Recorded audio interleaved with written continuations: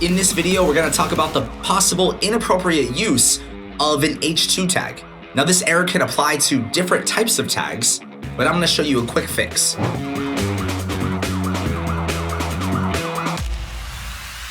Welcome to the Accessibility Guide channel. My name is Sean Jordison, and let's jump right in. All right, we have this possible inappropriate use of an H2 structure element, and I found the problem. Basically, we have an H2 tag as a child to my parent H2 tag. So for some reason, this tag is nested inside of here. We don't want that. So I'm gonna select the container element and just drag it up to the parent H2 tag and then delete this other H2 tag. Sometimes funky nesting like that can occur when you are remediating a document. It's nothing to really panic about.